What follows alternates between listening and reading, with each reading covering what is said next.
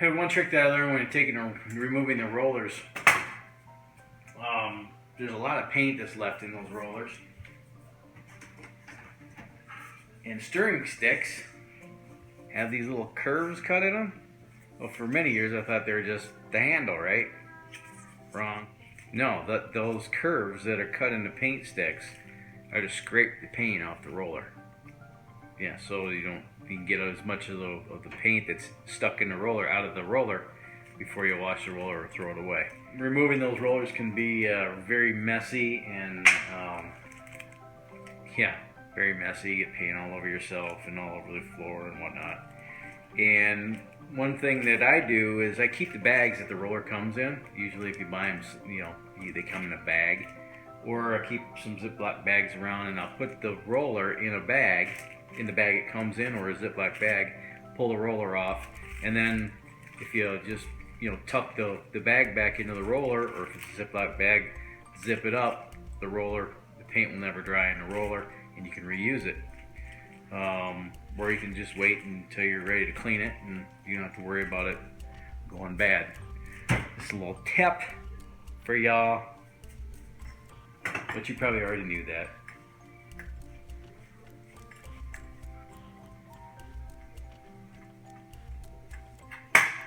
You still here? So another thing I like to use is liners, because cleanup sucks. These are cheap.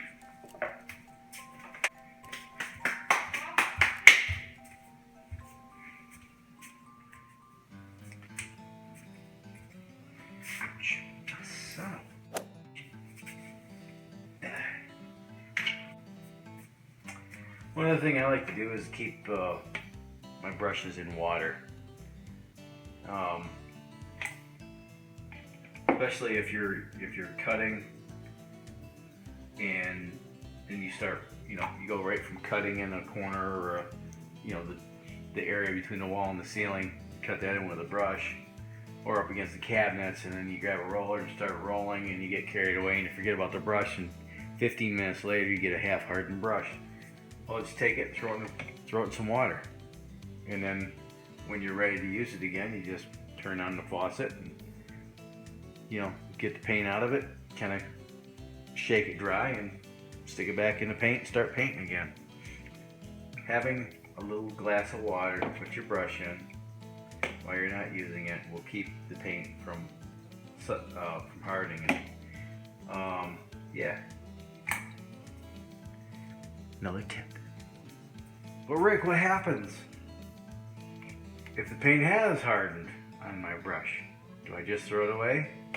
Well, if it's oil-based paint, you can just throw it in some mineral spirits or some kind of solvent like lacquer thinner, and that should loosen it up. You need to be careful though about what kind of brush you're using. The lacquer thinner might actually deteriorate the brush. Maybe not so much the bristles as the handle. Plastic handles. Aggressive solvents can melt the plastic. I have lacquer thinner around all the time because it's a solvent that I use for automotive type stuff, paint and stuff like that. So latex paint,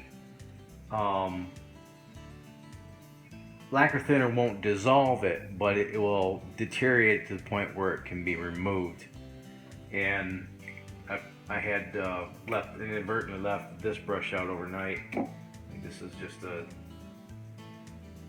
synthetic bristle brush, a cheap brush. I let it set overnight, and I needed to use it this morning to cut in for the second coat.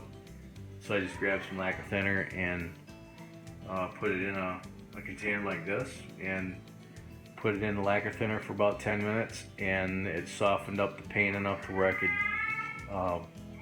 pull it off the bristles and clean it up, and Bob's your uncle, and everything was good to go. So if you think the brush is already junk, it ain't gonna hurt it any further to throw some lacquer thinner at it and see if that helps. Another tip. They just keep coming. So perhaps you're a bit intimidated by all this, these different painting techniques to, faux painting techniques and different texture painting techniques, and you don't really know where to start or how to, you don't want to practice on your wall, right? Here's a good place to start.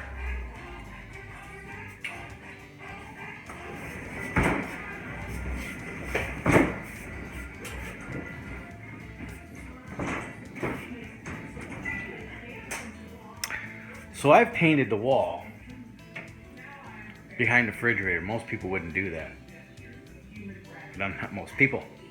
So I went and painted that section of the wall, and I'm going to use that to kind of practice the technique that I'm going to use on the rest of the walls. So if I screw it up back here, it's okay. The fridge covers it up. So paint the wall behind the refrigerator and practice your technique there.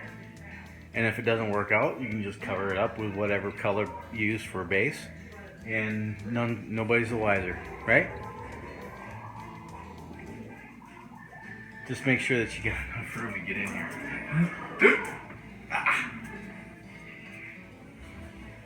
Another tip. Another thing that I do whenever I open a can of paint, they go into the groove here with a screwdriver, and not on the direction side, but the front label side, I poke a hole, maybe 3. Well, come on.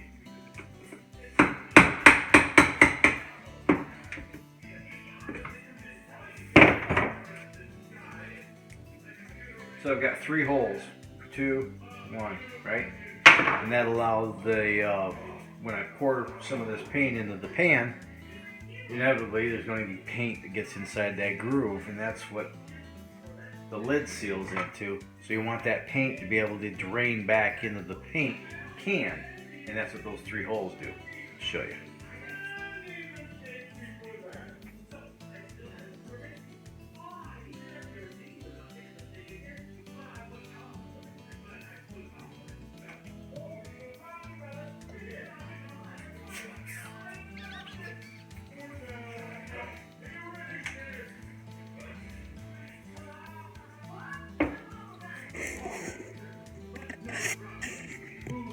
See the paint?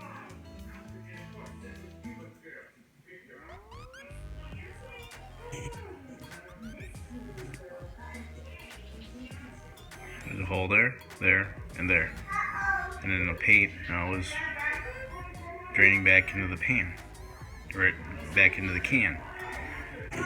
Another tip.